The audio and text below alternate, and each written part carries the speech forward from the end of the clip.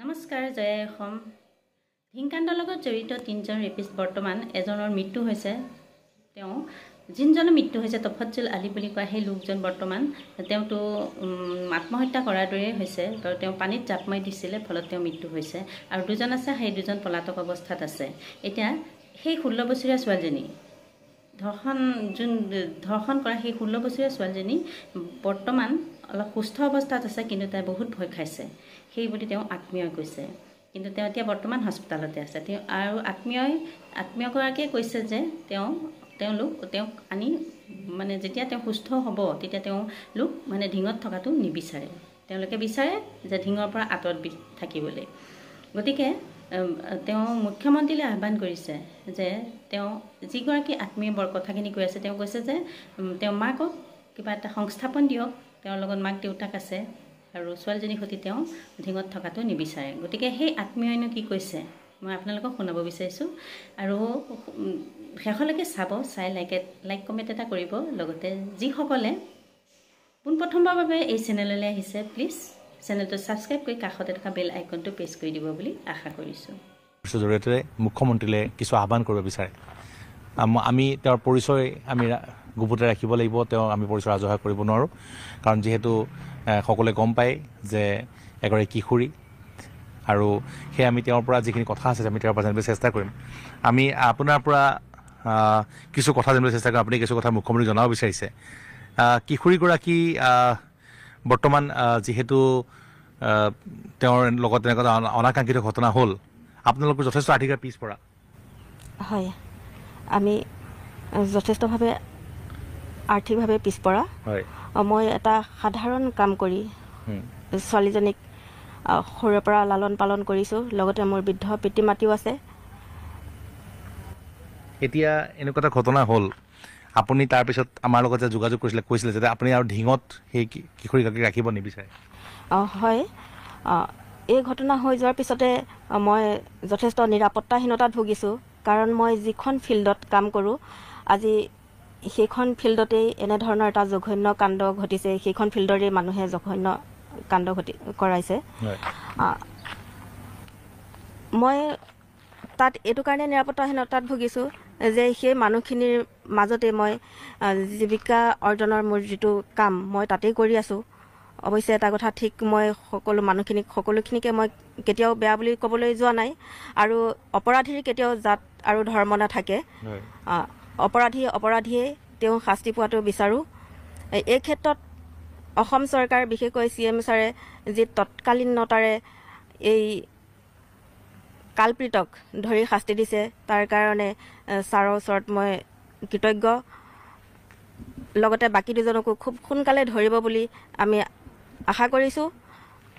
নগাঁও প্ৰশাসনে অনবৰতে আমাৰ লগত থাকি আমাক যথেষ্টখিনি সহায় কৰিছে। তেখেতসকলৰ ওচৰতো আমি চিৰকৃতজ্ঞ।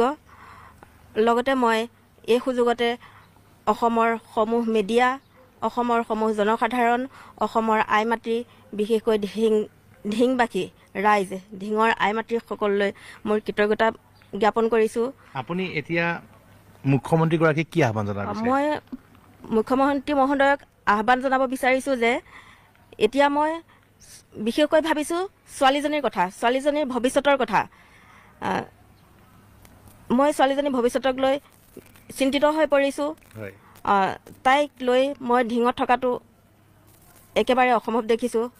তাইক মই নিৰাপত্তাৰ মাজত, তাই যাতে মেণ্টেলিও তাই যাতে নিৰাপত্তা লাভ কৰিব পাৰে, তাৰ কাৰণে মই ছোৱালীজনীও বিচৰা নাই যে তাই ঢিঙত থাকিব। মই নিজেও বিচৰা নাই যে আমি ঢিঙত থাকি পেলাই আকৌ আমি আগৰ দৰে এটা সুস্থ জীৱন যাপন কৰিম। আমি সেইটো একেবাৰে অনুভৱ কৰিব পৰা নাই এতিয়ালৈকে। গতিকে ছোৱালীজনীৰ ইতিমধ্যে গম পাইছোঁ, ছোৱালীজনীৰ ক্ষেত্ৰত চৰকাৰে সকলোখিনি সুবিধা প্ৰদান কৰিব। কিন্তু ছোৱালীজনীৰ সুৰক্ষাখিনি কৰোঁতেই তাৰ কাৰণে ময়ো সুৰক্ষিত হৈ থাকিব লাগিব। আৰু মই সেইখিনি সুৰক্ষা দি পেলাই ছোৱালীজনীক মই ঢিঙত ৰাখিব নোৱাৰিম, আৰু মই নিজেও সুৰক্ষিত নহ'ম। তাৰ কাৰণে মই চৰকাৰক অনুৰোধ জনাওঁ যে ছোৱালীজনীৰ সুৰক্ষাৰ কাৰণেই মোকো, লগতে মোৰ মা দেউতাকো এটা সুৰক্ষিত স্থানত তেখেতসকলে সংস্থাপনৰ ব্যৱস্থা কৰি দি মোক এটা সুস্থ জীৱন, বিশেষকৈ ছোৱালীজনীৰ ক্ষেত্ৰত এটা সুস্থ জীৱন যাপনত যাতে সহায় কৰে। আপুনি আৰু ছোৱালীজনী এতিয়া বৰ্তমান ক্লাছ 10ত পঢ়ি আছে, হয়। অনাগত যি শিক্ষা জীৱন আছে আপুনি ধিঙৰ বাহিৰত কৰাব মই ধিঙৰ বাহিৰত কৰাব বিচাৰিছোঁ। ছাত্ৰ সন্থাই কালি ছোৱালীজনীৰ পঢ়া শুনাৰ দায়িত্ব ল'ম বুলি কৈছে। সদৌ ছাত্ৰ সন্থাৰ সভাপতি আহিছিলে উৎপল শৰ্মা, তেওঁলোকে পঢ়া শুনাৰ দায়িত্ব ল'ম বুলি কৈছে, কিন্তু আপোনালোকে বিচাৰিছে পঢ়া শুনাৰ দায়িত্ব লওক কিন্তু ধিঙৰ বাহিৰত লওক। হয়, পঢ়া শুনাৰ দায়িত্ব তেখেতসকলে ল'ম বুলি কৈছে, তাৰ কাৰণে তেখেতসকলক বহুত বহুত ধন্যবাদ দিছোঁ। কিন্তু সেইখিনি ধিঙত থাকি সম্ভৱ নহ'ব, গতিকে ধিঙৰ বাহিৰত সেইখিনি কৰিব লাগিব। গতিকে আপোনালোকে ধিঙৰ বাহিৰত মানে থকাকৈ চৰকাৰৰ ব্যৱস্থা কৰিব লাগিব। হয়, মোক ধিঙৰ বাহিৰত থকাকৈ চৰকাৰে যাতে মোক আৰ্থিকভাৱে কিবা এটা সংস্থাপন দি মোক ধিঙত বাহিৰত থকাৰ ব্যৱস্থা কৰি দিয়ে, তাৰ কাৰণে মই চৰকাৰক আহ্বান জনাম। বৰ্তমান স্বাস্থ্যৰ অৱস্থা কেনেকুৱা? তেওঁ এতিয়া বহুতখিনি সুস্থ হৈছে আৰু হয়তো তেওঁ সুস্থ হ'বলৈ আৰু কেইদিনমান লাগিব। বিশেষকৈ মানসিকভাৱে তেওঁ সুস্থ হ'বলৈ বহুত ভয় খাইছে। মানসিকভাৱে সুস্থ হ'বলৈ হয়তো তেওঁ অলপ দিনৰ প্ৰয়োজন হ'ব। নিশ্চয় মই এয়া তেওঁৰ যিগৰাকী আত্মীয়, তেওঁলোকে কৈছে যে ধিঙত থাকি পেলাই আৰু ছোৱালীজনীক পঢ়োৱা সম্ভৱ নহয়। সেই পৰিয়ালটো আৰু ধিঙত থাকিব বিচৰা নাই। গতিকে ইতিমধ্যে সদৌ অসম ছাত্ৰ সন্থাৰ নেতৃবৰ্গই কৈছে যে ছোৱালীজনীৰ পঢ়া শুনাৰ সমস্ত দায়িত্ব ল'ব।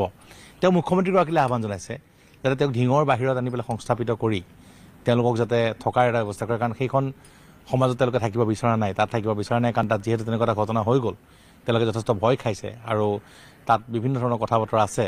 গতিকে তেওঁলোকে চৰকাৰলৈ আহ্বান জনাইছে যাতে এই পৰিয়ালটোক চৰকাৰে দায়িত্ব ল'ব লাগে।